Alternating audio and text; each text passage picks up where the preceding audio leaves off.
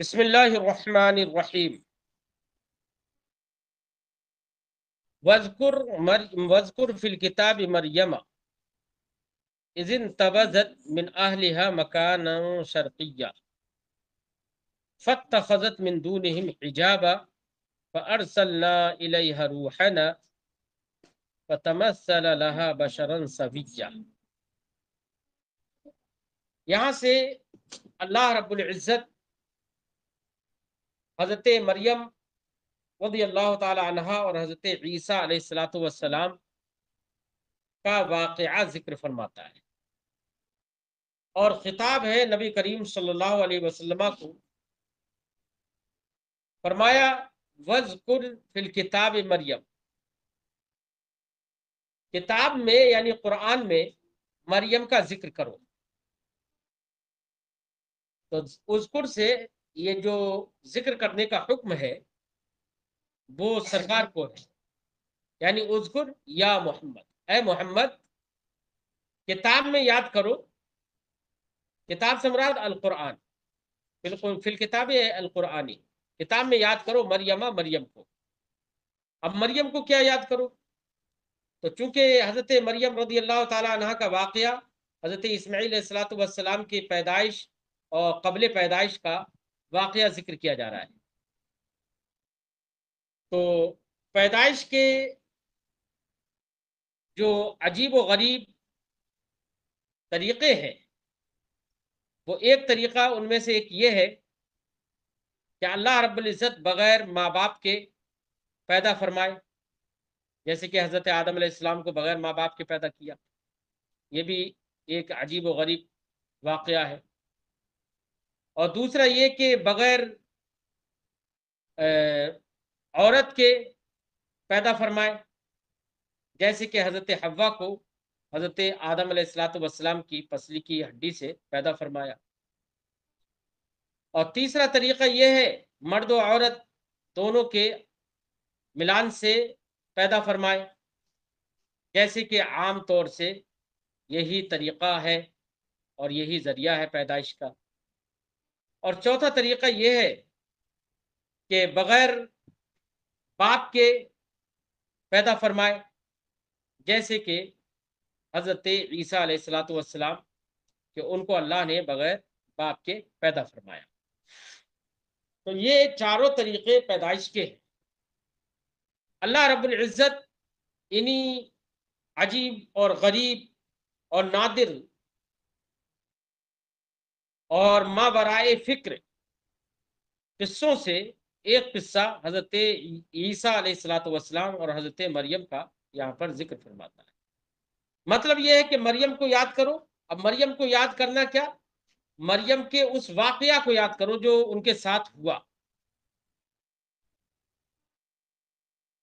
تو مریم سے آگے اذن تبذت من اہلہا پورا واقعہ ذکر کیا گیا ہے، اور اس ظرف ہے، اور ظرف اپنے ماں باپ سے مل کر مفعول فی ہوتا ہے، ظرف زمان ہے یہ۔ اور جب ظرف زمان ہے تو یاد رکھیے کہ ظرف میں کوئی بھی چیز واقع ہوتی ہے تو وہ زمانہ اس پر مشتمل ہوتا ہے۔ جو بھی چیز مظروف ہوتی ہے اس پر وہ زمانہ مشتمل ہوتا ہے، اور جب مشتمل ہو گیا تو یہ ظرف جو ہے اشتمال کی بنا پر بدل اشتمال بننے کی صلاحیت رکھتا ہے ہر ایک سے، یعنی ظرف اپنے مظروف سے بدل اشتمال بننے کی صلاحیت رکھتا ہے۔ اور ماقبل میں مریم کا ذکر ہے، اور وہ زمانہ جس زمانے میں یہ واقعہ پیش آیا وہ زمانہ مشتمل ہے حضرت مریم پر۔ تو اس لیے مریم رضی اللہ تعالی عنہا کو یہاں پر لفظ مریم کو مبدل من اور از جو ظرف ہے اس کو بدل بنائیں گے، یعنی بدل الاشتمال بنائیں گے۔ اور آپ نے پڑھا ہے، ضابطہ یہ پڑھا ہے کہ مبدل من اور بدل میں مقصود بالنسبت بدل ہوتا ہے۔ جب مقصود بالنسبت بدل ہوتا ہے، جیسے مثال کے طور پر میں نے کہا جاءنی اخوکا زید، میرے پاس تمہارا بھائی زید آیا، تو یہاں پر اگرچہ جاء کی نسبت اخوکا کی جانب کی گئی ہے، لیکن مقصود اس نسبت سے کون ہے؟ زید ہے، جو کہ بدل ہے، یعنی اسی کا آنا بتانا مقصد ہے۔ تو مبدل من اور بدل میں مقصود بن نسبت چونکہ بدل ہوتا ہے، اس لیے صاحب تفسیر ذکر کریں گے کہ یہاں پر مریم کا ذکر اگرچہ ہے، لیکن چونکہ اس سے بدل الاجتمال ہے، اذن تبزت من اہلہا شرقی مکان شرقیہ، یہ اس سے بدل الاجتمال ہے، اس لیے مقصود بن نسبت وہی ہے۔ اور جب مقصود بن نسبت وہی ہے تو اب مطلب یہ ہوگا کہ اے محمد تم کتاب میں یعنی قرآن میں مریم کو یاد کرو، یعنی ان کے اس زمانے کو اور اس وقت کو یاد کرو جبکہ وہ کہ اپنے گھر والوں سے دور ایک پوربی جگہ میں چلی گئی تھی، یعنی ان کے پورے اس واقعہ کو اور اس زمانے کو یاد دلایا جا رہا ہے۔ تو زمانے کو یاد دلانا یہی مقصود ہے جو کہ بدل ہے۔ فرماتے ہیں وذکر یا محمد، تو اذکر کا بتایا کہ اذکر کا جو اذکر کے ذریعے جس کو ذکر کا حکم دیا جا رہا ہے وہ ہے نبی کریم صلی اللہ علیہ وسلم۔ یا محمد فی الکتاب، کتاب میں یعنی قرآن میں، مریم کو یاد کرو۔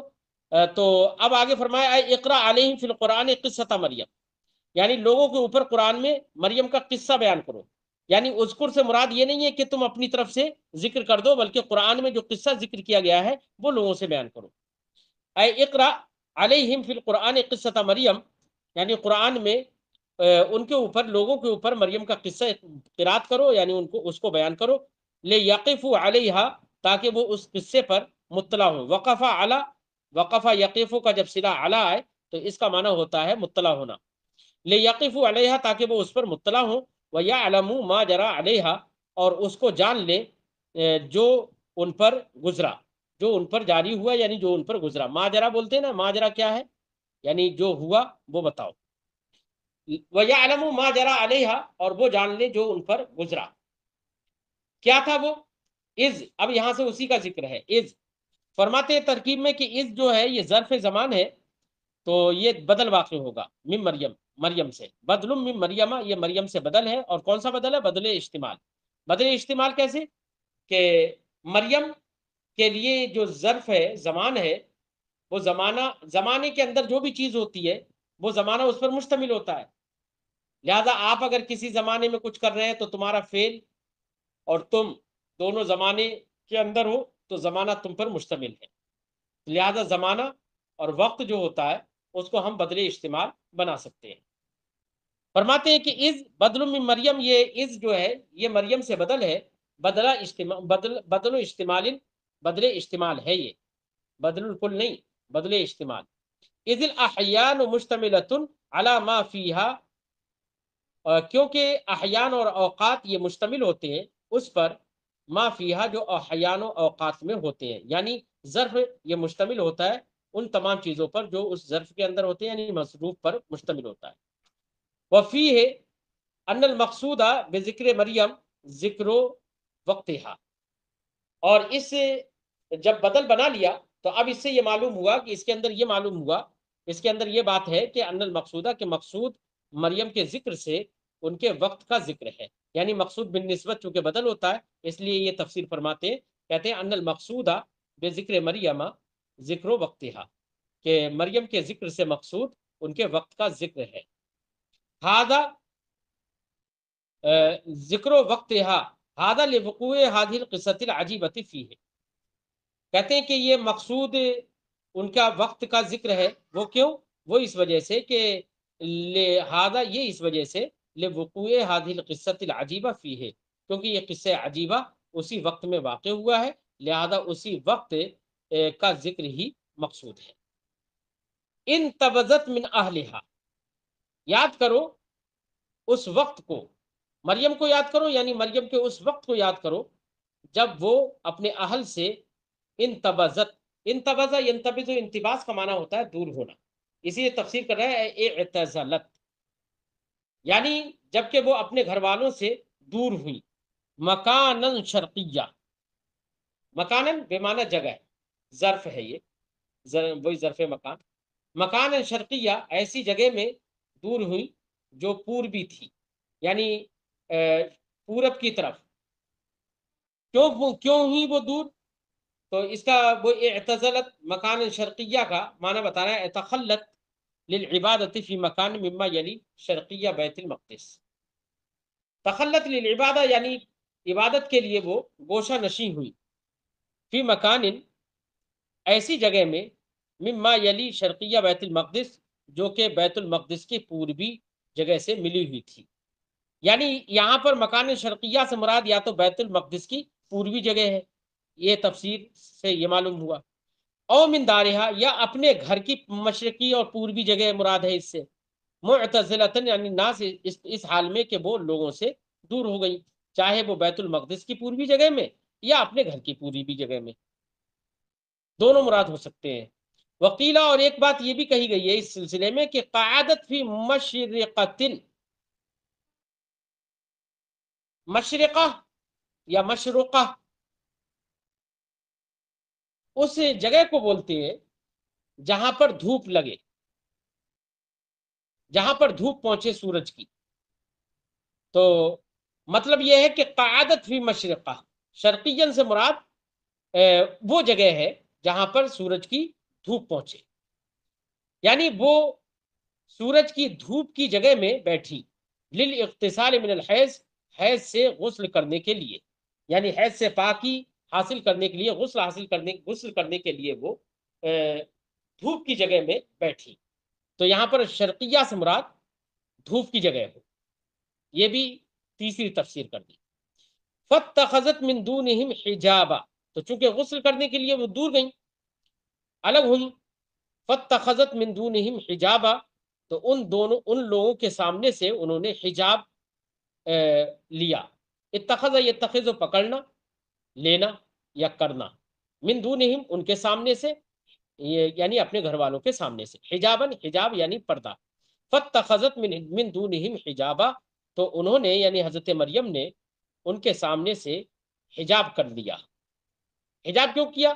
جعلت بینہا و بین اہلہا حجابا، انہوں نے اپنے اور اپنے گھر والوں کے درمیان حجاب کر لیا، لیستروہا، وہ حجابن یستروہا، ایسا پردہ کر لیا جو ان کو ان کا ستر کرے، لتغتسل وراءہ، تاکہ اس پردے کے پیچھے وہ غسل کرے۔ تو معلوم ہوتا ہے کہ غسل ایسی جگہ کرنا چاہیے جو لوگوں کی نگاہ نہیں پڑے، اور اگر کھلی جگہ ہے تو ادھر ادھر سے آڑ کر لینا چاہیے، اس سے یہ معلوم ہوا۔ اور یہ ستر کرنے کا طریقہ پہلے ہی سے چلا آ رہا ہے۔ فَأَرْسَلْنَا إِلَيْهَا رُوحَنَا، تو غسل کرنے کے لیے الگ ہوئی اور حجاب کیا، فَأَرْسَلْنَا إِلَيْهَا رُوحَنَا، تو اللہ فرماتا ہے کہ ہم نے ارسلہ یرسل ارسال بھیجنا، فَأَرْسَلْنَا إِلَيْهَا، تو ہم نے ان کی طرف بھیجا، روحنا، اپنی روح کو، اپنی روح سے مراد یعنی اپنی طرف سے روح کو بھیجا۔ تو اپنی طرف سے روح سے مراد یہاں پر روح الامین یعنی حضرت جبریل علیہ السلام ہے۔ تو اللہ کی روح، اللہ نے ان کو اپنی روح قرار دیا، یہ تشریفاً ہے، یہ مراد نہیں ہے کہ معاذ اللہ جیسے ہماری روح ہوتی ہے ویسی اللہ کی روح ہے حضرت جبریل علیہ السلام، یہ مراد نہیں ہے۔ تو اللہ نے روح کی اضافت یہاں پر اپنی جانب کی، یہ تشریفاً کی ہے، جیسے کہ بیت اللہ کہا جاتا ہے، تو ایسا تھوڑی ہے کہ جیسے ہمارا گھر ہے ہم اپنے گھر میں رہتے ہیں اور بیت اللہ کہا جاتا ہے تو وہ اللہ کا گھر ہے، اس معنی کر کے وہ اللہ اس میں رہتا ہے، اس معنی کر نہیں، بلکہ اس معنی کر بیت اللہ کہا جاتا ہے کہ اللہ رب العزت نے اس گھر کی نسبت اور اضافت اپنی جانب تشریفاً کی ہے، عزت افزائی کے لیے، ہے نا۔ وہی فرماتے ہیں روح ہے نا، یعنی ہم نے اپنے طرف سے روح کو بھیجا، یعنی جبریل امین کو بھیجا، جبریل علیہ السلام۔ والاضافۃ للتشریف، یہاں پر اضافت تشریف کے لیے ہے یعنی عزت افزائی کے لیے ہے۔ وانما سمی روحا، اب رہی بات کہ حضرت جبریل علیہ السلام کو روح کیوں کہا گیا، تو کہتے ہیں کہ روح اس لیے کہا گیا کہ حضرت جبریل علیہ السلام اللہ کا پیغام، اللہ کی وحی لے کر آتے ہیں، اور وحی کے ذریعے ہی سے دین کا قیام ہوتا ہے، دین کی باتیں معلوم ہوتی ہیں، وحی کے ذریعے ہی سے لوگ دین کی باتیں جانتے ہیں اور اس پر عمل کرتے ہیں، اور جب عمل کرتے ہیں تو دین کی حیات وہ وحی پر ہے۔ تو گویا کہ حضرت جبریل امین جو وحی دین کی حیات ہے اس کو لے کر آنے کا وہ ذریعہ ہے، اس لیے ان کو روح کہا گیا۔ انما سمیہ روحا، ان کو روح کہا گیا، لأن الدین یحییٰ بہ، کیونکہ دین ان کی جانب سے جلا پاتا ہے، وحیہ، اور ان کی وحی سے جلا پاتا ہے۔ فَتَمَثَّلَ لَهَا بَشَرًا، تو حضرت جبریل امین ان کے لیے بشر کی شکل میں آئے. تمثلہ یہ تمثلو مثال بننا اور شکل میں آنا. بشرن بشر کی شکل میں یعنی انسان کی شکل میں آئے. فتمثل لہا بشر اللہ کی ہا ضمیر جو ہے وہ لوٹ رہی ہے مریم کی جانب. فتمثل لہا بشرن تو حضرت جبریل امین ان کے لیے بشر یعنی انسانی شکل میں آئے. اے فتمثل لہا جبریل فی صورت آدمی شاب بن امرت وضی الوجہ جعد الشعر. فتمثل لہا جبریل تو حضرت جبریل امین حضرت مریم کے لیے ظاہر ہوئے فی صورت آدمی شاب بن ایک ایسی آدمی کی صورت اور شکل میں شاب بن جو نوجوان تھا امردا اور بے ریش تھا اور بے بال تھا یعنی اب اس کی داڑھی اور مونچھیں نہیں تھی. وضی الوجہ اور خوب رو تھا. جعد الشعر گھنگرالو بال والا تھا. سویہ سوین کا مطلب بالکل صحیح و سالم. فتمثل اللہ بشرن سویہ تو حضرت جبریل امین ان کے لیے ایک صحیح و سالم بشر کی شکل میں حاضر ہوئے. تو سوین کی تفسیر کی مستوی الخلق یعنی پیدائش کے اعتبار سے بالکل درست یعنی ان کے سارے اعضاء درست تھے. وَإِنَّمَا مَثَلَ لَهَا اب رہی یہ بات کہ حضرت جبریل امین کو اللہ نے انسانی شکل میں ان کے پاس کیوں بھیجا. تو اس کی وجہ یہ ہے کہ اگر جبریل امین انسانی شکل میں نہیں آتے فرشتے کی شکل میں آتے تو ان کے لیے ویسا جسم نہیں ہوتا جو انسان کا ہوتا ہے. تو اس سے حضرت مریم رضی اللہ تعالی عنہا متنفر ہوتی اور بھاگتی اور ان سے بات بھی نہیں کرتی. تو انسانی شکل میں اللہ نے اس لیے بھیجا تاکہ وہ ان سے مانوس ہوں اور ان سے متنفر نہ ہو ان سے بھاگے نہیں. فرمایا وَإِنَّمَا مَثَلَ لَهَا فِي صُورَةِ الْإِنسان اللہ تعالیٰ نے ان کو یعنی جبریل امین کو انسان کی صورت میں بھیجا یا یہاں پر اس کو مجہول پڑھ لو انما مثل لہا جبریل امین کو انسان کی صورت میں پیش کیا گیا. کیوں؟ لتستأنس بکلامی تاکہ ان کی بات سے وہ مانوس ہوں. کون؟ حضرت مریم. ولا تنفر عنہ اور اس سے متنفر نہ ہو ان سے بھاگے نہیں. نفر ینفر بھاگنا. ولو بدا لہا فی صورت الملائکہ بدا یبدو کا معنی ظاہر ہونا. ولو بدا لہا فی صورت الملائکہ اگر جبریل امین ان کے لیے فرشتوں کی شکل میں اور صورت میں ظاہر ہوتے لنفرت تو ضرور وہ بھاگتی اور الگ ہو جاتی. ولم تقدر علی استماع کلامی اور ان کے بات کو سننے پر قادر نہیں ہوتی ان کی بات ہی نہیں سنتی. استماع سننا. قالت انی اعوذ بالرحمن منک ان کنت تقیہ. قالت حضرت مریم بولی جب حضرت جبریل امین مرد کی شکل میں آئے تو حضرت مریم بولی انی اعوذ بالرحمن منک میں تجھ سے رحمان کی پناہ چاہتی ہوں. یہاں پر رحمان کا ذکر خاص کر اس لیے کیا کیونکہ یہ خوف کا وقت تھا ان کے لیے اور خوف کے وقت میں آدمی رحمت کا طلبگار ہوتا ہے. اس لیے یہاں پر لفظ اللہ ذکر نہ کر کے رحمان ذکر کیا جو کہ مشعر ہے رحمت کی جانب. انی اعوذ بالرحمن منک میں تجھ سے الرحمان کی پناہ لیتی ہوں.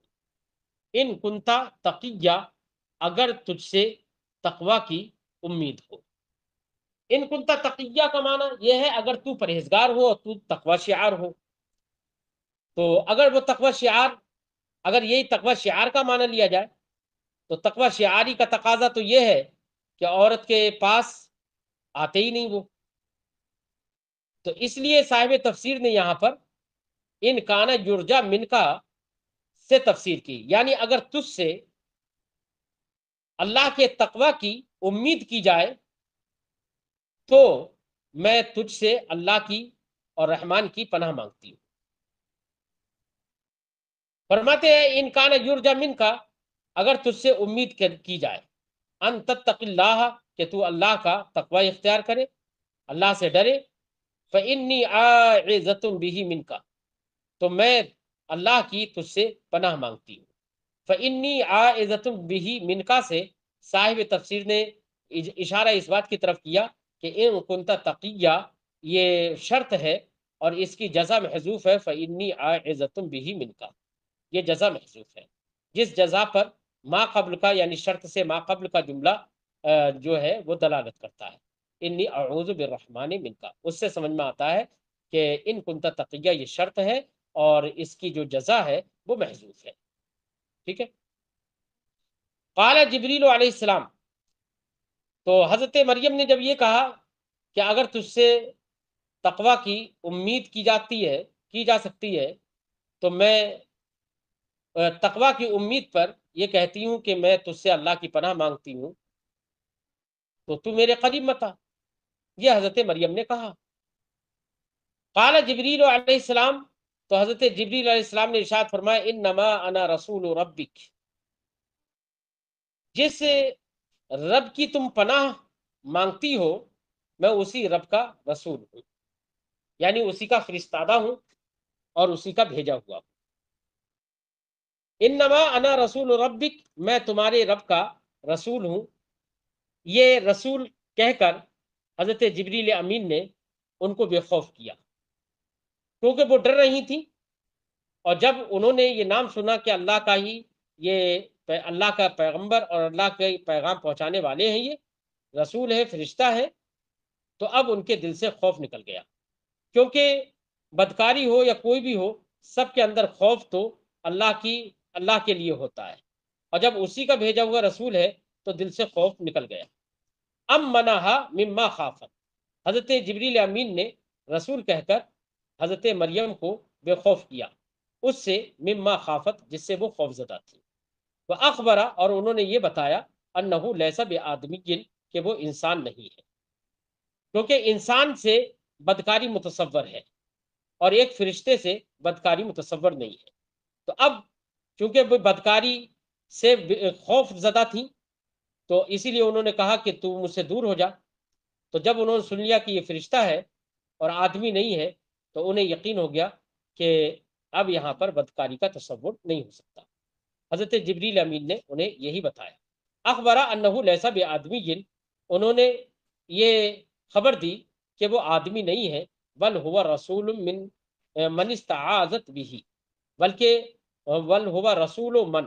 بلکہ وہ اسی کے رسول اور اسی کے پیغام پہنچانے والے ہیں، من استعاذت بھی جس سے انہوں نے پناہ مانگی ہے، جس کی انہوں نے پناہ مانگی ہے، استعاذت بھی جس کی انہوں نے پناہ مانگی، یہ حضرت جبریل امین نے کہا۔ اور بھیجا کیوں ہے اللہ نے، تمہارے رب کا میں بھیجا ہوا ہوں، رسول ہوں، کیوں بھیجا ہے اس کا ذکر آگے ہے، لِأَهَبَ لَكِ غُلَامًا زَكِيًّا، تاکہ میں تمہیں ایک صاف ستھرا یا خیر و برکت پر پروان چڑھنے والا بچہ عطا کروں۔ لِأَهَبَ لَكِ، یہاں پر حضرت جبریل امین تو صرف ایک ذریعہ اور سبب ہے بچہ دینے کے، اور بچہ کی پیدائش یہ اس میں مؤثر حقیقی تو اللہ تعالی ہے، تو اللہ رب العزت ہی اولاد دینے والا ہے، حضرت جبریل امین تو ایک سبب ہے صرف۔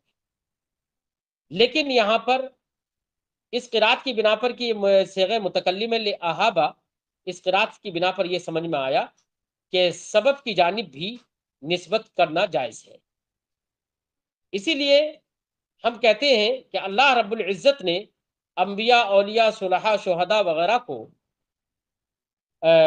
مدد اور حاجت برائی کا ذریعہ اور سبب بنایا ہے، لہذا در حقیقت اللہ رب العزت ہی حاجت روائی کرتا ہے، وہی عطا کرتا ہے، لیکن یہ سب کے سب سبب ہیں اور سبب کی طرف نسبت کرنا جائز ہے، جیسے کہ اس آیت کریمہ سے معلوم ہوتا ہے کہ حضرت جبریل امین نے اپنی جانب نسبت کی لِأَهَبَ لَكِ، حالانکہ عطا کرنے والا کون ہے؟ اللہ تعالیٰ، لیکن نسبت کر رہے ہیں اپنی جانب حضرت جبریل امین، تو اس سے معلوم ہوا کہ سبب کی جانب نسبت کرنا جائز ہے، اور اولیاء اللہ وغیرہ یہ سب بزرگان دین اللہ کی عطا کا یہ سب سبب ہے، ذریعہ ہے، اس لیے ہم ان کی جانب نسبت کر دیں تو اس میں کوئی حرج نہیں ہے، کیونکہ سبب کی جانب نسبت کرنا جائز ہے۔ ٹھیک ہے، یہ لیکن یہ ہے مجازن، حقیقت میں دینے والا تو اللہ تعالیٰ ہی ہے۔ لِأَهَبَ لَكِ بِإِذْنِ اللَّهِ، کہتے ہیں کہ تاکہ میں تمہیں دوں، کس لیے؟ اپنے پاس سے تو نہیں دیں گے، تو اسی لیے صاحب تفسیر نے فرمایا بِإِذْنِ اللَّهِ، اللہ تعالیٰ کے اذن سے، ٹھیک ہے، یعنی اللہ نے اجازت دی ہے، اللہ نے حکم دیا ہے دینے کا، اس لیے اللہ کے اذن ہی سے میں دے رہا ہوں۔ اور لِأَكُونَ سَبَبًا، یا یہ کہ نسبت اپنی جانب اس لیے کی کہ لِأَكُونَ سَبَبًا، تاکہ میں سبب بن جاؤں فی ہبۃ الغلام، بچے کے ہبہ کرنے میں، یعنی ہبہ کرنے کا میں سبب ہوں، اس لیے سبب کی جانب یہاں پر نسبت ہے۔ اچھا سبب کیسے بچے کے ہبہ کا سبب کیسے؟ بالنفخ فی الدرع، گریبا میں، قمیص کے گریبا میں نفخ اور پھونکنے کے ذریعے، کہ حضرت جبریل امین نے ان کے گریبا میں پھونک مار دی اور اسی کے ذریعے سے وہ حاملہ ہو گئی۔ تو یہ تو متکلم کا صیغہ ہے لِأَهَبَ، اس قرات، ایک قرات یہ متکلم کا صیغہ ہے، اور لِيَهَبَ لَكِ یہاں پر غائب کا صیغہ بھی ہے، ایک قرات یہ بھی ہے لِيَهَبَ لَكِ، تاکہ اللہ رب العزت تم کو عطا کرے اور ہبہ کرے۔ تو لِيَهَبَ کا پھر فاعل بنے گا لفظ اللہ، وہی فرماتے ہیں اے اللہ کو، اللہ تمہیں عطا کرے، ہبہ کرے۔ یہ قرات جو ہے لِيَهَبَ غائب کے صیغے کے ساتھ ابو عمرو اور نافع کی، یعنی ابو عمرو بصری اور نافع مدنی کی یہ قرات ہے۔ غلامن زکیہ، غلامن زکیہ، غلامن کا معنی بچہ، اور زکیہ کا معنی زکا یسکو زکاتن، جب مصدر زکاتن ہو تو اس کا معنی ہوتا ہے صاف ستھرا ہونا، اور زکا یسکو زکاءن، مصدر جب زکاءن ہو تو اس کا معنی ہوتا ہے بڑھنا، یعنی پروان چڑھنا۔ تو زکیہ، یہ زکا یسکو زکاتن سے بھی ہو سکتا ہے، تو اب اس کا معنی ہوگا پاک، اور زکا یسکو زکاءن سے ہو تو زکیین کا معنی ہوگا نامین، یعنی بڑھنا اور پروان چڑھنا۔ تو صاحب تفسیر دونوں معنی کے اعتبار سے یہاں پر تفسیر فرماتے ہیں۔ طاہرا من الذنوب، غلام زکیہ، صاف ستھرا میں بچہ دوں، ہبہ کروں، تو زکا یسکو زکاتن سے مانے تو طاہرا من الذنوب، گناہوں سے پاک بچہ، او نامین علی الخیر والبرکہ، یہ زکا یسکو زکاءن سے اگر مانے تو اب ایسی صورت میں نامین علی الخیر والبرکہ، یعنی خیر و برکت پر جو پروان چڑھنے والا ہے، ایسا بچہ میں تمہیں دوں۔ قالت، تو حضرت مریم نے کہا انا یکون لی غلام، انا بمعنی کیفا ہوتا ہے، انا کیفا کے معنی میں بھی ہوتا ہے اور انا من اینا کے معنی میں بھی ہوتا ہے، یہاں پر کیفا کے معنی میں ہے، اسی لیے صاحب تفسیر نے فرمایا ان قالت انا یکون لی غلام، اور حضرت مریم نے کہا کہ میرے لیے غلام کیسے ہوگا، یعنی بچہ کیسے ہوگا، کیوں؟ اس لیے کہ عادتاً بچے کی پیدائش جو ہے وہ دو طریقے سے ہوتی ہے، مرد و زن کے ملنے سے ہوتی ہے، اور یہ مرد و زن کا ملنا دو طریقے پر ہوتا ہے، ایک تو یہ کہ نکاح کے ذریعے جائز طریقے سے ملنا، اور ایک یہ کہ بغیر نکاح کے بدکاری کے ساتھ ملنا، اور ان دونوں امروں میں سے کوئی بھی امر یہاں متحقق نہیں ہے، نہ ہی میرا نکاح ہوا ہے کسی مرد سے کہ جس نے مجھے چھوا ہو، اور نہ ہی میں بدکار ہوں کہ کسی بھی مرد سے طلب شہوت کی ہو میں نے، تو دونوں امروں میں سے کوئی امر تو ہے نہیں، تو اس لیے حضرت مریم نے کہا انا یکون لی غلام، بچہ میرے کیسے ہوگا، غلام کا معنی ابن، بیٹا کیسے ہوگا، ولم یمسسنی بشر، کسی بشر نے مجھے نہیں چھوا، لم یمسسنی بشر، کسی بشر نے یعنی انسان نے مجھے نہیں چھوا، یعنی زوجن بالنکاح، کسی شوہر نے نکاح کے ذریعے مجھے نہ چھوا، ولم اکو بغیہ، اور نہ ہی میں بغیہ ہوں، بغی یہ بغا یبغی بغین اور بغاءن، یہ اس کا معنی ہوتا ہے عورت کی، یہ خاص، یہ عورت کی طرف سے جو بدکاری ہوتی ہے، عورت کی صفت خاص ہے یہ، تو اس کو ایسی بدکار عورت کو بغین کہا جاتا ہے، اسی لیے تفسیر کی لم اکو بغیہ، میں بدکار بھی نہیں ہوں، اے فاجرتن، یعنی ایسی فاجرہ بھی نہیں ہوں کہ تبقی الرجال، جو مردوں کو چاہے، اے تطلب الشہوۃ من ای رجل کان، جو شہوت چاہے، شہوت کو پورا کرے، اور خواہش شہوت ہو، من ای رجل کان، کسی بھی مرد سے چاہے ہو، من ای رجل کان، کسی بھی مرد سے ہو۔ ولا یکون الولد عادتن، اور بچہ عادتن نہیں ہوتا ہے الا من احد حاذین، مگر ان دو امروں میں سے کسی ایک سے، اور ان دونوں امروں میں سے کسی کا تحقق ہے نہیں، اس لیے انہوں نے کہا کیف یکون لی غلام، یعنی انا یکون لی غلام، کیف یکون لی غلام ہے نا، اس لیے انہوں نے کہا والبغی، اب یہ اس کی تعلیل بتا رہے ہیں کہ بغین اصل میں کیا تھا، تو امام مبرد کے نزدیک یہ فعول ان کے وزن پر ہے، بغویون تھا اصل میں، بغویون، واو اور یا دونوں ساتھ ساتھ آئے، ان میں پہلا ساکن ہے واو، تو واو کو یا کر دیا اور یا کا یا میں ادغام کر دیا، اور یا کی مناسبت سے ما قبل کے غین کے ضمے کو کسرے سے بدل دیا، بغین ہو گیا، ٹھیک ہے نا، تو امام مبرد نے یہ کہا ہے، اور تو یہ فعول ان کا وزن ہوا۔ اب جب فعول ان کا وزن ہوا، اور فعول ان کا جو وزن ہوتا ہے وہ مذکر اور مؤنث دونوں کے لیے آتا ہے، تو اب اسی وجہ سے یہاں پر بغین جب فعول کے وزن پہ تھا اصل میں، تو فعول کا وزن مذکر مؤنث دونوں کے لیے آتا ہے، اس لیے یہ مؤنث کے لیے بھی استعمال ہوتا ہے، اسی لیے یہاں پر تا لاحق نہیں ہوئی، یعنی بغیتن نہیں کہا گیا، بغین کہا گیا، بات سمجھ میں آ گئی۔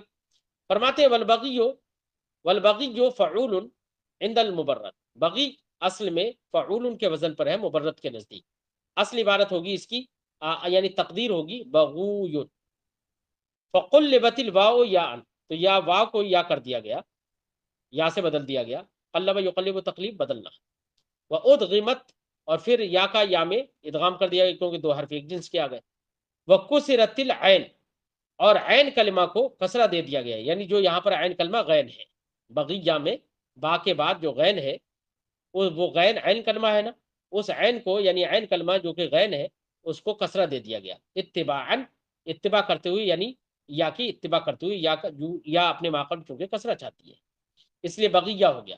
فرماتے ہیں جب یہ فعول کا وزن ہے امام مبرد کے نزدیک، اور فعول کا وزن دونوں کے لیے استعمال ہوتا ہے، تانیث و تذکیر دونوں کے لیے ہوتا ہے، اس لیے یہاں پر تا کو ملحق کرنے کی ضرورت نہیں ہے۔ فرماتے ہیں وَلِذَا لَمْ تُلْحَقْ تاء التانیث، اسی وجہ سے تاء تانیث اس میں ملحق نہیں کی گئی، کما لم تلحق فی امراۃ صبور و شکور، جیسے کہ تاء تانیث ملحق نہیں کی گئی ہے امراۃ صبور اور امراۃ شکور میں، یعنی صبور اور شکور میں بھی اگر یہ مرد کی صفت بن کر آئے تو ان پر بھی تاء تانیث داخل نہیں کی جاتی ہے۔ وعند غیری، اور امام مبرد کے علاوہ کے نزدیک ہیا فعیل، یہ بغیون یہ فعیل کے وزن پر ہے، یعنی بغیون، تو دو یا جمع ہو گئی، ایک یا کا یا دوسری یا میں ادغام کر دیا ہے، ٹھیک ہے نا، فعیل کا وزن ہو گیا۔ اب جب فعیل کا وزن ہے تو فعول کا وزن تو مذکر و مؤنث دونوں کے لیے ہوتا تھا، لیکن جب فعیل کا وزن ہے تو پھر یہاں پر تا کیوں نہیں لاحق کی گئی، یہ مسئلہ آئے گا۔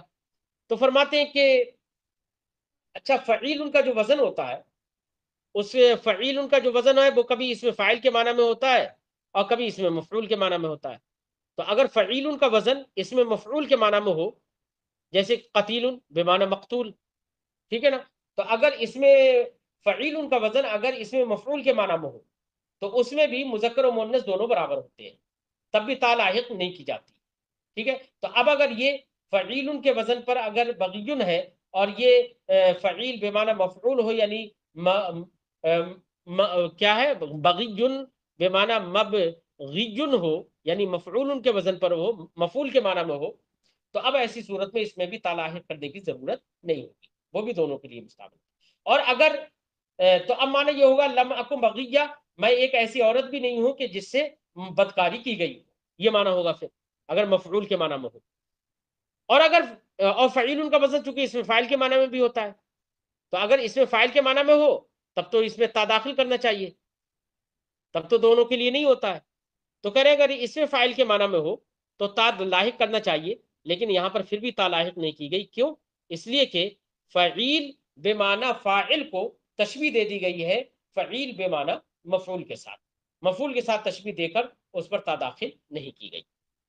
فرماتے ہیں وعند غیرہ، امام مبرد کے علاوہ کے نزدیک یہ فعیل کا وزن ہے، فعیل کے وزن پر ہے، ولم تلحقھا الہاء، اور اس پر ہا لاحق نہیں کی گئی ہے، لانھا بمعنی مفعولہ، کیونکہ وہ بغیہ بمعنی مبغیہ ہے، مبغویہ،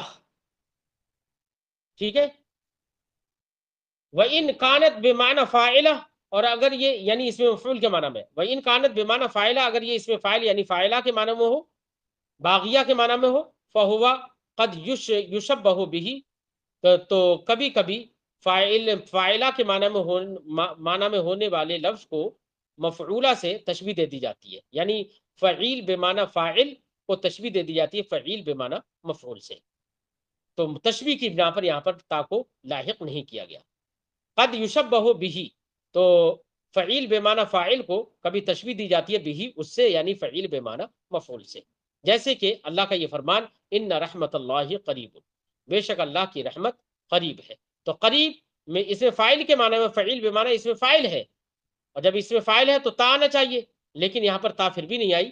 کیوں؟ اس لیے کہ فعیل بمعنی اس میں فاعل کو تشبیہ دی گئی ہے فعیل بمعنی اس میں مفعول کے ساتھ، اس لیے یہاں پر قریبتن نہ آ کر کے قریبن آیا. حالانکہ رحمتن ما قبل اس کا تقاضا یہ ہے کہ قریبتن ہونا چاہیے. ان رحمت اللہ قریب.